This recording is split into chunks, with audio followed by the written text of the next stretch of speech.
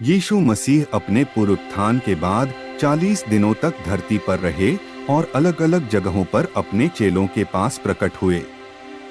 वह बार बार अपने शिष्यों के सामने यह साबित करने के लिए प्रकट हुआ कि वह वास्तव में मृतकों में से जी उठा है, और उसने कई प्रमाणों से खुद को जीवित साबित किया। विश्वासियों के विश्वास को मजबूत करना आवश्यक था।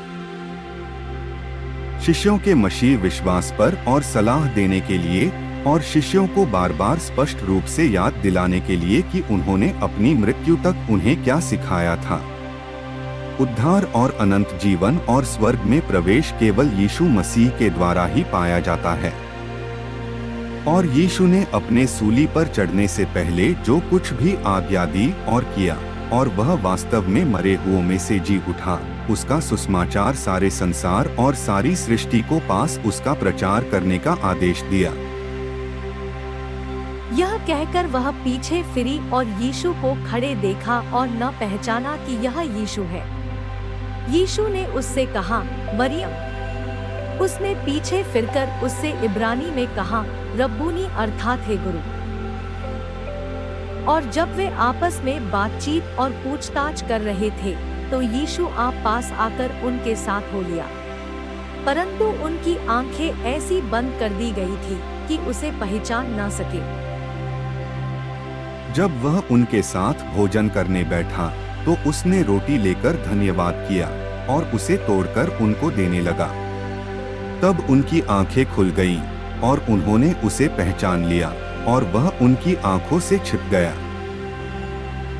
उसी दिन जो सप्ताह का पहला दिन था, संध्या के समय, जब वहां के द्वार जहां चेले थे यहूदियों के डर के मारे बंद थे, तब यीशु आया और बीच में खड़ा होकर उनसे कहा, तुम्हें शांति मिले।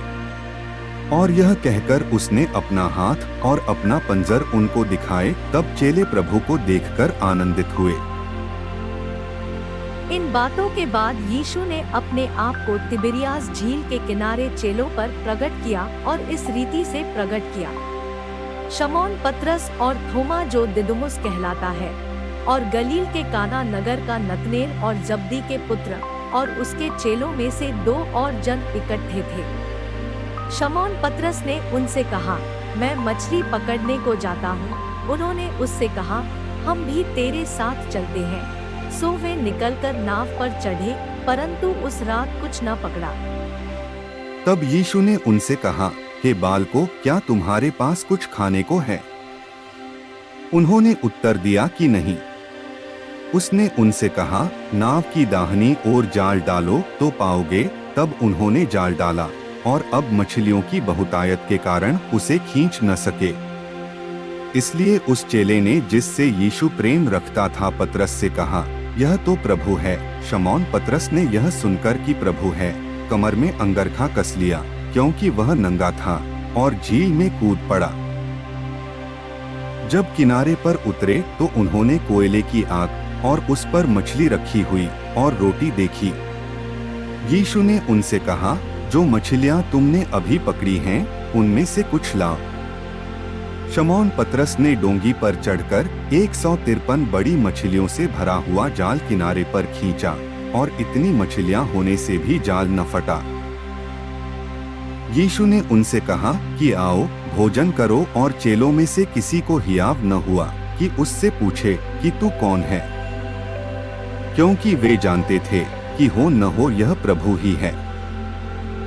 यीशु आया और रोटी लेकर उन्हें दी, और वैसे ही मछली भी।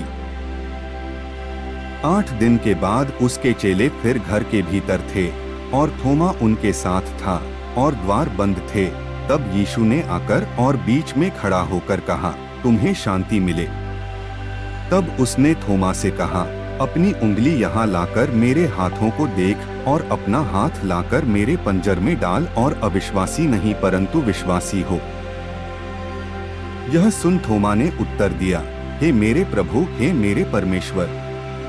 यीशु ने उससे कहा, तूने तो मुझे देखकर विश्वास किया है। धन्य वे हैं जिन्होंने बिना देखे विश्वास किया। तब उसने मूसा से और सब भविष्यद्वक्ताओं से आरंभ करके सारे पवित्र शास्त्रों में से अपने विषय में की बातों का अर्थ उन्हें समझा दिया। फिर उसने उनसे कहा, ये मेरी वे बातें हैं जो मैंने तुम्हारे साथ रहते हुए तुमसे कही थी कि अवश्य है कि जितनी बातें मूसा की व्यवस्था और भविष्यद्वक्ताओं और भजनों की पुस्तकों में मेरे विषय में लिखी है, सब पूरी हो। तब उसने पवित्र शास्त्र बूझने के लिए उनकी समझ खोल दी और उनसे कहा, यो लिखा है कि मसीह दुख उठाएगा और तीसरे दिन मरे हुओं में से जी उठेगा, और यरूशलेम से लेकर सब जातियों में मन फिराव का और पापों की क्षमा का प्रचार उसी के नाम से किया जाएगा। तुम इन सब बातें के गवाह हो। और उसने उनसे कहा, तुम सारे जगत में जाकर सारी सृष्टि के लोगों को सुसमाचार प्रचार करो। जो विश्वास करे और बपतिस्मा ले उसी का उद्धार होगा, परंतु जो विश्वास न करेगा वह दोषी ठहराया। और विश्वास करने वालों में ये चिन्ह होंगे कि वे मेरे नाम से दुष्टात्माओं को निकालेंगे। और उसने दुख उठाने के बाद बहुत से बड़े प्रमाणों से अपने आप को उन्हें जीवित दिखाया, और 40 दिन तक वह उन्हें दिखाई देता रहा और परमेश्वर के राज्य की बातें करता रहा। और उनसे मिलकर उन्हें आज्ञा दी कि यरूशलेम को न छोड़ो, परंतु पिता की उस प्रतिज्ञा के पूरे होने की बाट जोहते रहो जिसकी चर्चा तुम मुझसे सुन चुके हो।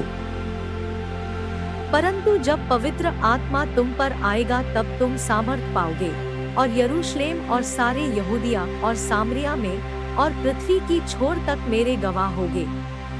यह कहकर वह उनके देखते देखते ऊपर उठा लिया गया, और बादल ने उसे उनकी आंखों से छिपा लिया।